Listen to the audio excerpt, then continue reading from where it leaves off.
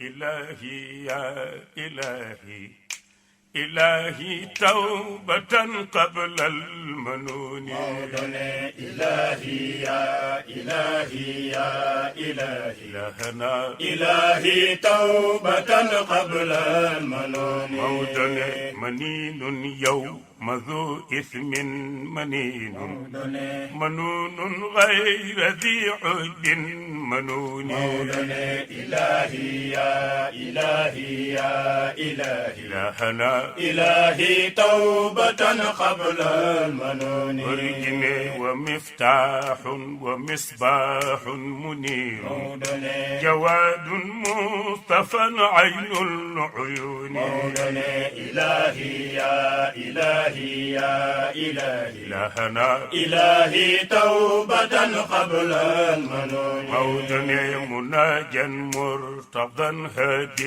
بشير وليس على المغيب بالظنين مولانا إلهي يا إلهي يا إلهي إلهنا إلهي توبة قبل المنون ورجن وعين الخلق عينا قد نهانا يبهت من أتاه من العيون. Monsieur l'ambassadeur sëñ Makhtar Cissé ànd ak Jamaatu Nour sëñ Cheikh Ahmed Tidiane Sy moo ngi noonu di wàcc ànd ak sëñ Cheikh Omar bu sëñ Moustapha Sy Jamil sëñ Ahmada l'honorable député Diagne Sy moom it mi ngi noonu bokkoon ci kilifa yi ak Diagne Sy Mbengue ñëw bokkoon ci directeur HLM bokkoon ci kilifa yi ak honorable député Diop Sy ñoom ñëpp ñoo àndoon nag ñëpp rek indi teeru si ki nga xam mooy ambassadeur bi sëñ Mansour Sy Dabakh mi ngi noonu di wàcc ànd ak sëñ Cheikh Omar sëñ Moustapha Sy maam Ousmane ànd ak sëñ maam Alpha ak sëñ Mbaye Sy sëñ Babacar bu sëñ Maodo Sy Dabakh ak ambassadeur bi nga xam ni moo ànd ak ñi mu àndal ñëpp ñu dem fi nga xam ni mooy ci jumaa ji.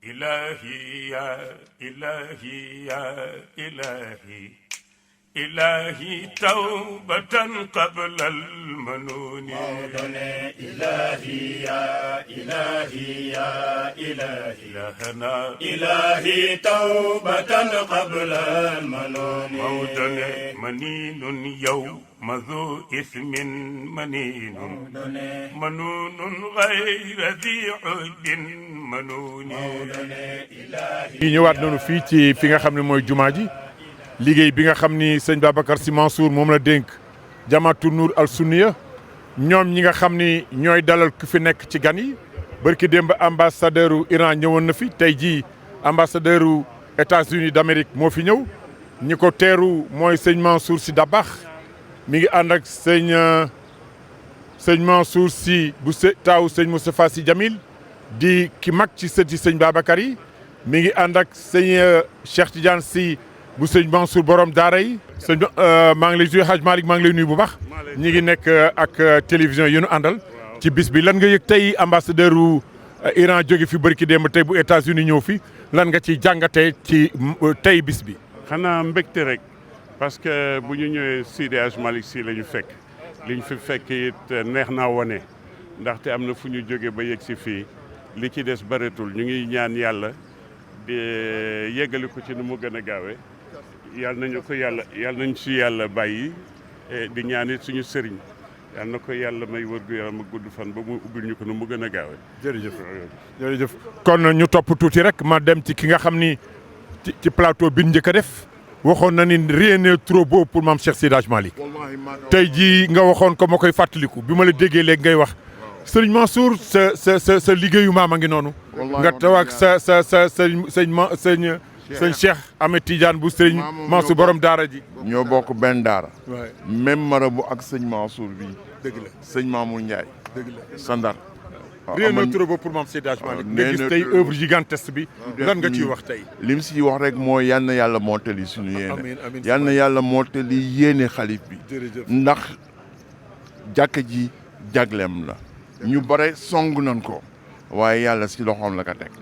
moo tax mu àgg fi mu àgg tey. ñun ñëpp nag ñu ngi jàppale ñun ñëpp nag ñu ngi nekk si gannaawam. jàkka ji nag daf ko sumb benn période boo xam ne bii période feebar la mu def tarbiyu bi ñu def ci jàkka ji bu dindi nu sayoon yi fa in danna dahri aw yakaadu yuziuni janaabu waliyullahi huwa almaratiu nee na jamono su demee ba teeñ ba jafe wuutal waliyu bu mën boppam nga toog si gannaawam loolu la ñu xalif bi jox ah ñu nekk si gannaaw si Hadji Malick di tarbiyu jàkka ji di tarbiyu Alaaji Malick pour que yàlla sukkandikoo si tarbiyu boobu yëkkati nu feebaram loolu la def jërëjëf si Malick maa ngi ak sëñ Cheikh Ahmed Tidiane Sy bu sëñ Mansour borom daara yi moom it mi ngi nii taxaw sëriñ bi tey nga gis bërki démb ambassadeur Iran ñëw tey jii États-Unis ñëw mu mel ni li sëñ bi wax léegi wut leen wàllu wu déggoog yàlla ngeen ànd ak moom dina leen yëkkati ci lu ne sëñ bi. ñu ngi wax asalaamaaleykum di nuyu bokk yi ñu ko bokkal yëpp waaye di ànd ak xol bu sedd ak xol bu laab ak di ñaanal xalifa bi lii mu sumb yàlla kattanal ko ba mu ubbi koog jàmm waaye may soññ nag waxuma sax tariqa bi mbokki jullit yëpp maa ngi leen di soññ. le message. mbokki jullit yëpp ñu ngi leen di soññ di leen woo ci liggéey bi nga xam ni liggéey yàlla la. wallahi si Malick. lii du caaxaan.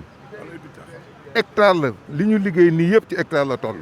waxuma nag li ko wër waaye jumaa ji kot amul ci àdduna bi. may ñaan képp koo xam ne aju nga ci diine wala ci tariqa jëlal benn 5000 francs rek jënd ko benn pins bu ko ku nekk defee rek jàkka ji yëpp sotti. incha allah yal na yàlla nangu leen. jërëjëf dégg ngeen loolu ki nga xam ne mooy Serigne Cheikh Ahmed Tidiane Sy bu sëñ Mansour borom daara yi sëñ Mansour a ngi noonu ànd ak ambassadeur ànd ak sëñ Mansour bu sëñ Moustapha Sy Jamil ñi ngi noonu jëm ci bërëb yi nga xam ni mooy jumaa ji ñu ànd ak moom ànd ak architecte bi nga xam ne mooy Malick Faye moom it mi ngi fii ak techniciens yi nga xam ne ñoo seq liggéey bi waa ñi nga xam ne mooy waa CDE. ñu ngi ak monsieur Diagne Sy directeur général HLM monsieur le directeur général tey gis nga Tivaouane a ngi nii tey ñëpp di firi di wa ambassadeur Iran ñëw na fi. tey bu États-Unis muy dëkk yi gën a mag ci àddina. tey lan nga yëg. mais mbégte ak kontaante wane ni rek la dimension internationale et transcendantale bu Cheikh Seydi Hadji Malick lii moo koy confirmer def naa Tivaouane sax bu amee dimension internationale Cheikh Seydi Hadji Malick moom moo ko jox. œuvre bii nag nga xamante ni la xalif général des Tidianes Serigne Babacar Sy Mansour mu nekk une œuvre mondiale moom moo ko taxawal defe naa ni États-Unis lu leen yëkkati du lu ndaw. kon ñii bu ñu ñëwee xam nañu lan mooy dayo Tivaouane te incha allahu taala li ñu def sànq geste bu symbolique jël diiwaan bi jox leen ko pour ñu yóbbu ko si bibliothèque congrès américain defe naa ni rayonnement Tivaouane lépp lu si ñeneen ñi liggéeyoon Serigne Babacar Sy Mansour moom tamit mi ngi ko ciy liggéey ndax dina ko yóbbu fa gën a sori.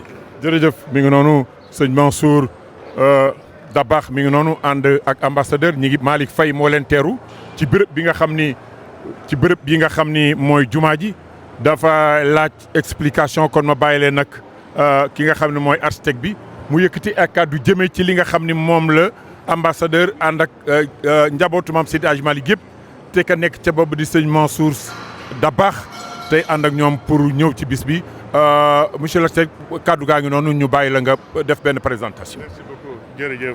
Jërëjëf Mbaye. Excellence, encore une fois, bienvenue à ce site qui est en construction autour de 3 entités qui sont des périodes différentes. Tout est parti de Sidi El Hadji Malick Sy, qui est le parrain, le grand-père, la référence. Quand on parle de la Tidjaniya d'une manière générale, nos amis marocains nous disent que Tivaouane est la capitale de la Tidjaniya au niveau mondial.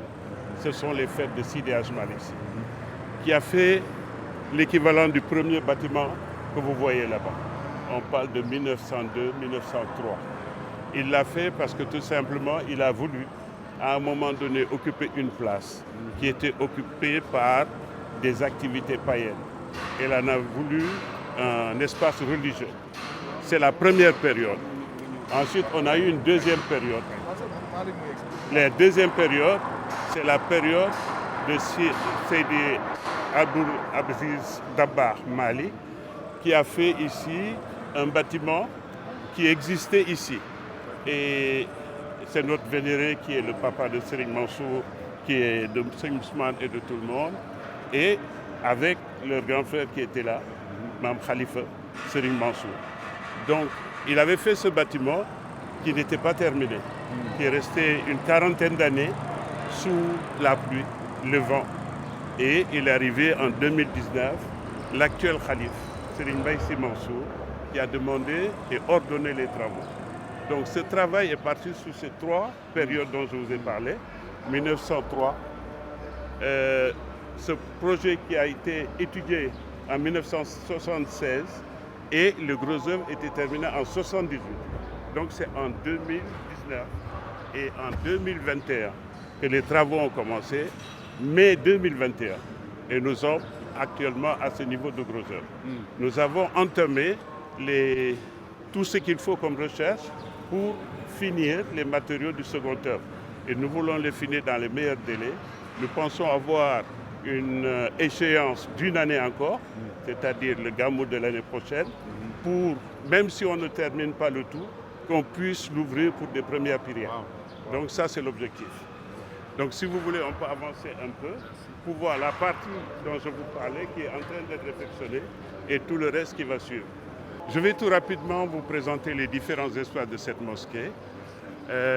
Cette mosquée que nous avions, dont je vous ai parlé tout à l'heure, était d'une contenance d'environ 5000 m². Je vous parle de la deuxième période de Seigneur Abdulaziz Sy Dabakh.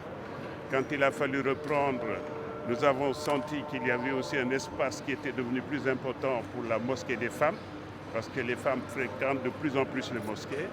Et il y avait une mezzanine qui existait et qu'il a fallu démolir pour des questions de sécurité.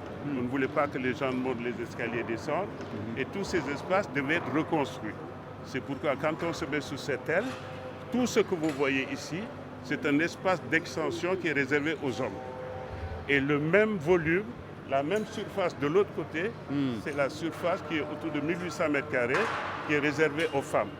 Et la partie centrale que vous voyez aujourd'hui, c'est l'ancien bâtiment qu'on a refait. Pas seulement, on n'a pas agrandi, on a seulement rehaussé les niveaux qui étaient de 20 mètres pour la coupole et qui sont actuellement de 34 mètres.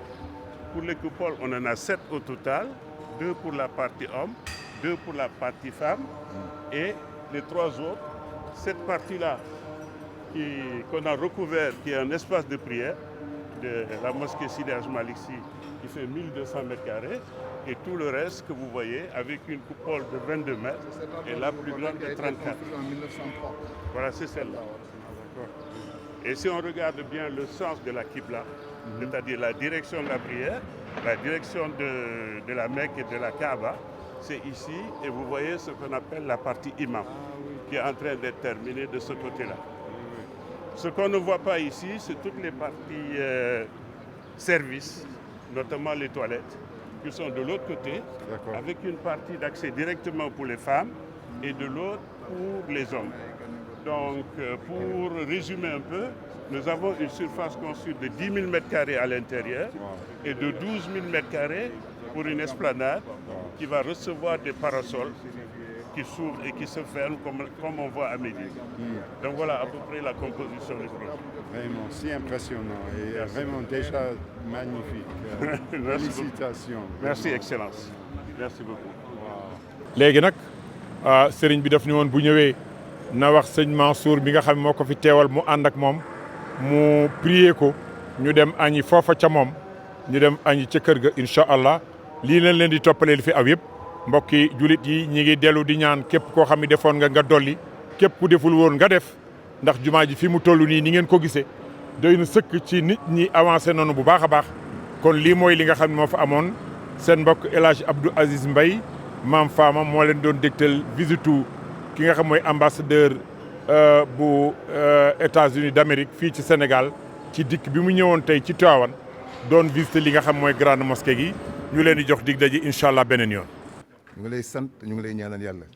waxtu yu moo xat waaye wóor nañu kenn ku nekk lim la ëmbal ci yéene ak ci ñaan kenn xamul nu mu toll.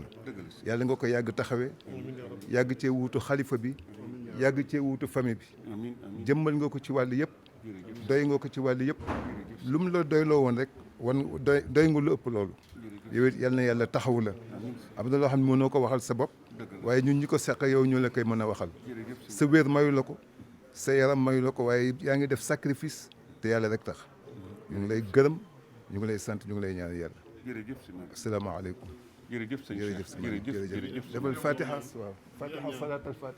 Apprendre l'islam et s'imprégner de la spiritualité tidjane. Suivez Asfiyahi TV Leeru Tivaouane sur www.asfiyahi.org.